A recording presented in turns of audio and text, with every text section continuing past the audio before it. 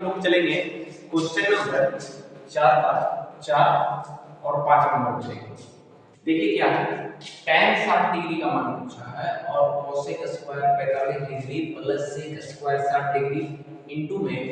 tan 45 degree का इनका मान पूछा है, मतलब इनको हल करने के लिए बोला है। यानी कि देखिए tan 60 डिग्री का मान कितना होता है, √3 होता है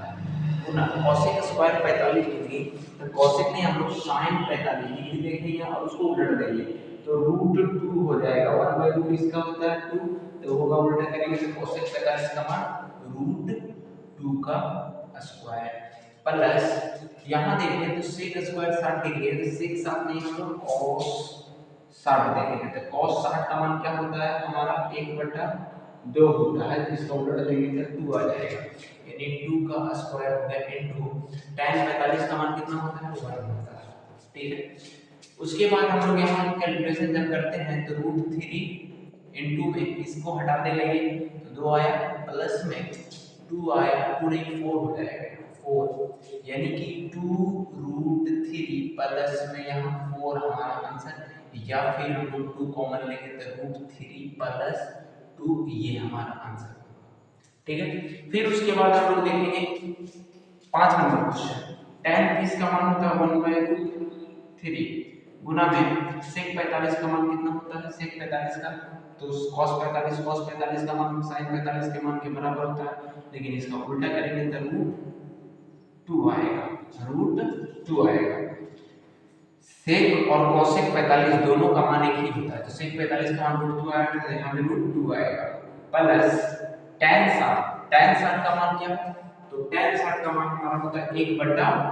नहीं √3 होता है, सिर्फ और सिर्फ √3 होता है, तो sec 30 का मान तो sec 30 होता है तो हम लोग sec नहीं cos 30 लेंगे तो cos 30 √3/2 होता है, यहाँ 2/√3 हो जाएगा। यहाँ देखिए यहाँ का स्क्वायर कहीं नहीं था तो ये इधर गुना होगा तो यहाँ √2/3 प्लस में ये इसे काट दिया तो यहाँ 2 बचा, एलसीएम लेंगे तो 3 आएगा, तो 3 से ये कट गया एक बार में तो यहाँ 1 से गुना प्लस 3 दूनी 6 हो जाएगा, ये हमारा आंसर हो जाएगा। अब हम लोग देखेंगे 4 का 5 हो गया, 6 नंबर क्वेश्चन देखेंगे। चलिए अब हम लोग देखेंगे अगला क्वेश्चन को 6 नंबर और 7 नंबर को। cos 30 डिग्री है, यहाँ पर मान बैठ रहे हैं cos 30 डिग्री का मान तो यहाँ आएगा √3/2 आएगा, इनटू का यहाँ कुछ यहाँ इनटू का साइन दिया हुआ, cos 45 का मान होता है 1/√2 माइनस sin 30 का मान हमारा 1/2 होता है, गुने sin 45 का मान 1/√2 होता है, तो ये इसके साथ गुना होगा ये इसके साथ, तो √3/2 माइनस इसका इसमें तो 1/2√2 एलसीएम लेंगे तो 2 कट गया तो √3 - 1 होगा, √3 - 1 होगा। अगर और जरूरत पड़े तो हम लोग इसका हर का परिवर्तन कर सकते हैं, तो 2 ऊपर भी गुना 2 नीचे भी गुना कर देंगे, इसको हम लोगों को अगर नीचे हर में नहीं होना चाहिए तो यहाँ से इसमें गुना करेंगे तो आएगा 2√6 आएगा, ये इसमें गुना हो गया, और माइनस में 2√2 आएगा और बट्टा में गुना रहेगा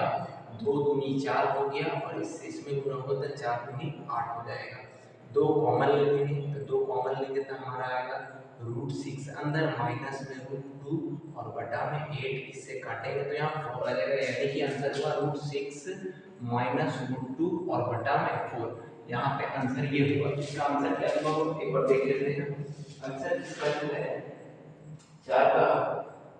6 नंबर हमारा आंसर कुछ अलग दिया हुआ है।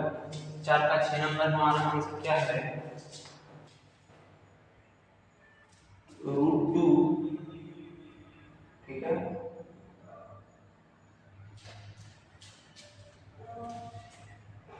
हमारे यहाँ पे आंसर